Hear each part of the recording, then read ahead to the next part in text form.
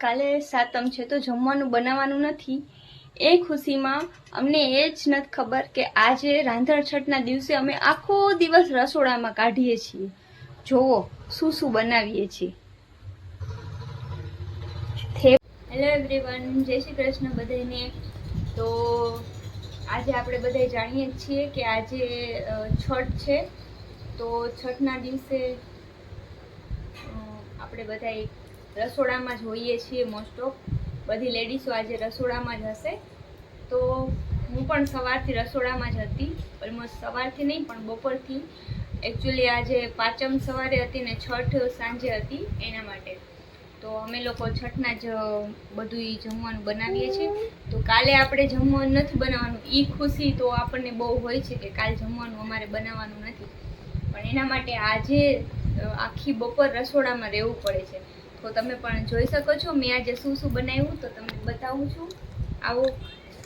તો આજે મેં મેંદાની પૂરી બનાવેલી છે, મસાલા પૂરી, જે અમારા ઘરમાં બધાને બહુ પસંદ આવે છે. તે મેં મોહનથાળ બનાવેલો છે,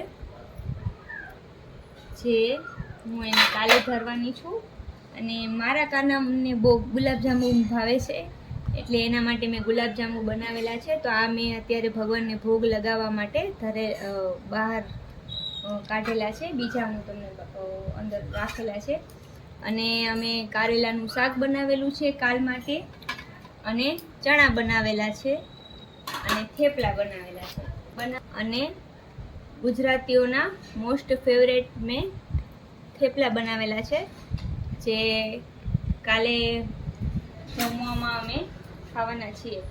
અને આજે મેં ડિનર માટે ગુજરાતીઓની મોસ્ટ ફેવરેટ મિક્સ વેજ ખીચડી બનાવેલી છે, જે જલ્દીથી બની જાય છે. કારણ કે મેં આટલું બનાવ્યું તો પણ બહુ થાકી ગઈ હતી, અને છોકરાઓને ભાવે એવું ચવાણું. તો તમે જોઈ શકો છો.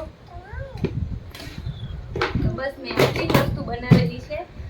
અને ત્યારબાદ અમે રસોડામાં અમારું કિચન સાફ કરીને જે સ્ટવ હોય છે તેની પૂજા કરવાની હોય છે.